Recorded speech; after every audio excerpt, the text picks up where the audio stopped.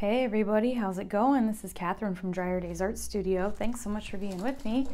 As you can tell, I kind of have the setup a little bit different today.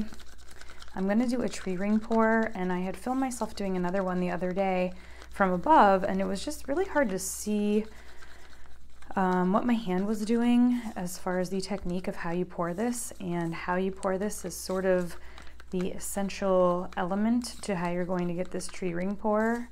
So right now what I'm doing is I'm mixing up my paints, and I am mixing several colors together to achieve the colors that I want. I'll show you the colors that I'm using. This is a silver craft paint with 1 squirt of the Liquitex acrylic ink in there, the silver. And as always, links to all the products that I use are in the description. We're gonna have the Liquitex titanium white right here. And none of these, I haven't added any pouring medium to any of these yet either, so you're gonna see me pour in my pouring medium. The blue, what I have used is this Winsor & Newton cobalt blue hue, and I'm adding a little bit of this. It's called Pooter. It's kind of like a blue metallic. I really like the metallic in these pours. And for my black, I'm using Basics Ivory Black, and I'm putting in this is called Onyx. It's also sort of a very lightly metallic black craft paint from Craftsmart. Got those at Michael's. And I'm also going to use this blue, light blue permanent, and that is it on my colors. But for the blues that I'm sort of mixing together and the black, I just want to make sure they're all nicely mixed before I even put my pouring medium in. I'm going to be incorporating my scale. Some people have asked me if I weigh stuff. I don't usually, but for these tree ring pours, I like them to be a little bit more accurate. So what I do is I zero out my scale here, and I will add a cup, which literally weighs almost nothing. I'm doing this in ounces, by the way. So this is not even registering on here that it weighs anything. So when I put this on,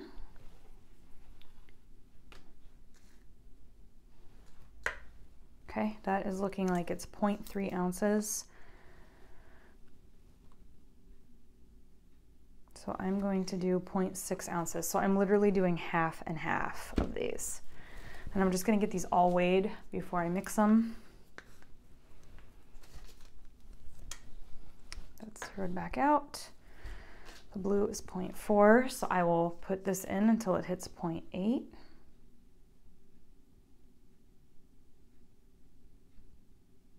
There we go.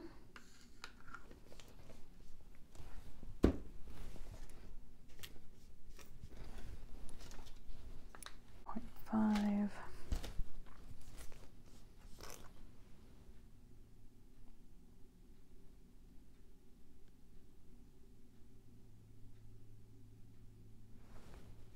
One last cup, and then I will be back after I mix all these so I don't have to bore you guys with all of that. This is 0.3. Oh, let's see, it changed. 0.3 ounces, so I'm going to fill it to 0.6. There we go. All right, I'm going to mix all of these up. I will add a little bit of water if they need, but I will see you guys back when I am done mixing. Okay, everybody, I'm back, and I've mixed up all my colors. I mixed in all that pouring medium, and then I did end up adding a little bit of water to each of them. And I am going to be adding some black around my edge here, because this is sort of part of, I call it laying your groundwork. If you know what kind of a painting you're going for, what kind of look you want, then you need to lay your groundwork, because sometimes it's very hard to go in after the fact and add these things in. So I know for this painting that I sort of want the outside to be a little bit darker, and I'm just doing the outer edge because we're gonna pour the paint from the middle, and it's gonna go outward. And I'm not worried about it getting on the back right now, because if this turns out well and I like it and I want to keep it or sell it, I will probably go in and paint the back all black. So I'm really not worried about it right now. These rounds I did get on Amazon. There will be a link in the description where you can buy them.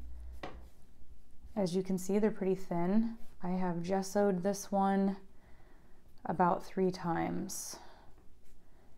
I sanded it, I believe, once after the first gessoing.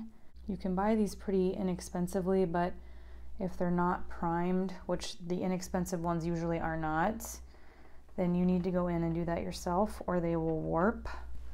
Okay, so I'm gonna go from light to dark with how I pour these in. No silicone. These tree ring pours, we do not use silicone or torch really. You could try that, completely up to you. For this one, I'm not gonna be using that.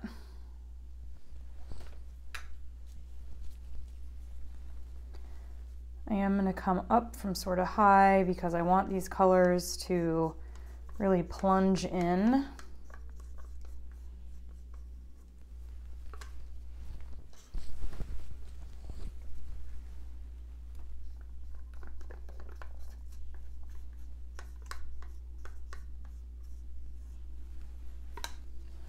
I made a lot of paint, so we're probably going to have way too much, but that's okay. I always say I'd rather have too much than too little. It's not really a fun time when you run out of paint in the middle of a painting.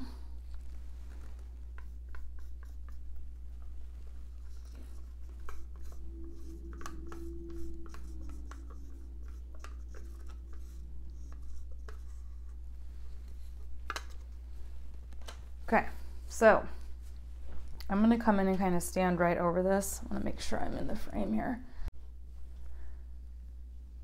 So as you pour this out, I'm going to pour it right in the center, and I'm going to move my wrist in a very small circular motion, and you'll see how it almost ripples out.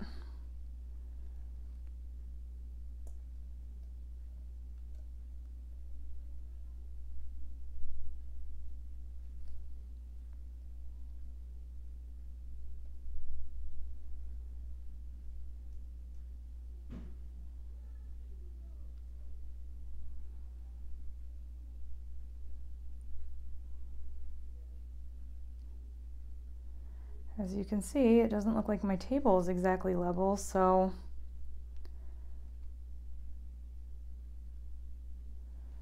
which I thought it was.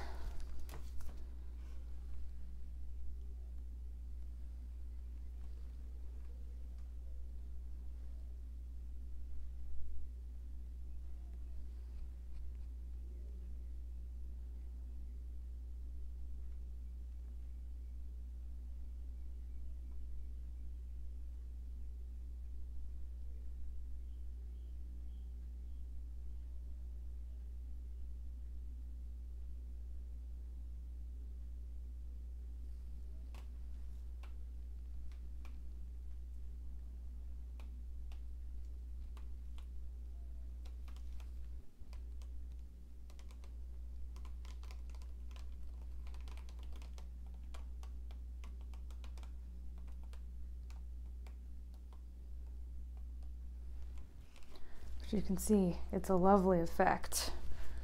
Make sure I'm in frame.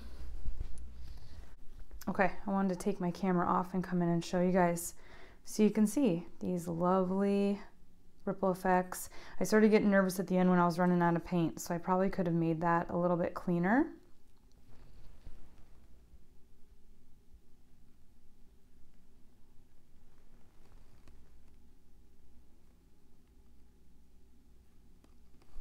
I'll kind of come in and show you the sides. So you can see this is sort of why I laid that groundwork for the black, because some of it will spill over, some of it won't.